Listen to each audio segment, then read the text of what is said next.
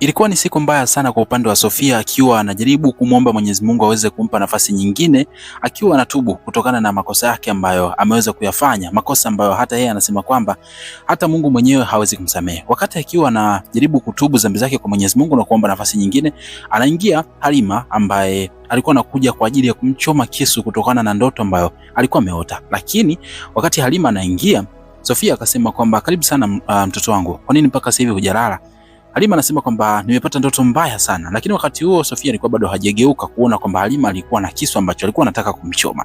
Sasa kumbe kuna kitu kizito ambacho Sofia alikuwa anataka kumueleza Halima, lakini Halima yeye alikuwa hajui. Sasa tuanze moja kwa moja ufahamu kila ambacho hapo chini ya hii video, ili usiweze kukosa video zijazo kwa wakati sahihi kabisa. Alafu kwenye sehemu ya comment utakuja kuniachia maoni yako pale ambapo ndio nimefika mwisho wa hii video. Sasa Sofia anamwambia Halima kwamba kuna siri kubwa sana ambayo mimi nimeitunza na ni siri ya hiyo, ndio ilikuwa option pekee kwa upande wangu, lakini hata kama huyo mtoto ameweza kubeba damu ya adui yangu, bado namchukulia kama binti yangu. Wakati huo alikuwa anaongea kimafumbo ili Halima asiweze kuelewa, lakini tayari Halima alishakuwa ameshtuka na kuona kwamba mbona kama aliyekuwa anazungumziwa alikuwa ni yeye. Halima anashtuka kwa uchungu sana na kudondosha machozi baada ya kugundua kwamba kumbe aliyekuwa anazungumzwa pale alikuwa ni yeye mwenyewe, na akawa anajaribu kumwambia Sofia, kwa nini ulinidanganya? Kwa hiyo kumbe maisha yangu yote yamejaa uongo, kwa nini hukuniambia ukweli muda wote huo? Sofia anaamua kumwambia ukweli Halima, kusema kwamba nina chaguo moja tu ambalo naamini hili linaweza likakupa ahueni katika maisha yako, na pengine ijapokuwa huwezi kunisamehe, lakini kidogo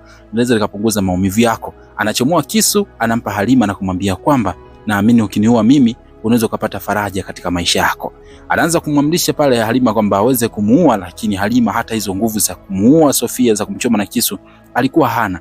Alibaki tu kutetemeka na kuanza kujiuliza, kwa nini lakini hukuniambia ukweli? Kwa hiyo kumbe muda wote ulikuwa unaniambia uongo. Kiukweli Sofia, sitokuja kusamehe katika maisha yangu yote. Kwa nini Sofia? Haya, naomba uniambie ukweli, ilikuwaje? Kwaje? Wakati Halima akizidi kucomplain na kulalamika namna kama hiyo, Sofia anakohoa, damu zinatoka mdomoni. Ilibidi Halima hata hasira zake ziishe pale pale, akaanza kumwambia kwamba kumbe unaumwa, mbona kama kuna damu zinatoka mdomoni? Sofia akamwambia kwamba tayari nimeshapewa adhabu yangu na Mwenyezi Mungu na mimi sio kupona tena. Hata madaktari wameweza. Sofia atapona kweli au ndio atakufa mazima, na itakuwaje? Maana bado hajamchana ukweli Halima aweze kujua kwamba yeye ni mtoto wa nani hasa. Yajayo yanafurahisha zaidi, na naamini utakuwa unasubiri kwa hamu uweze kufahamu nini hasa ambacho kinaenda kutokea. Muhimu zaidi, usisahau kusubscribe hapo chini ya hii video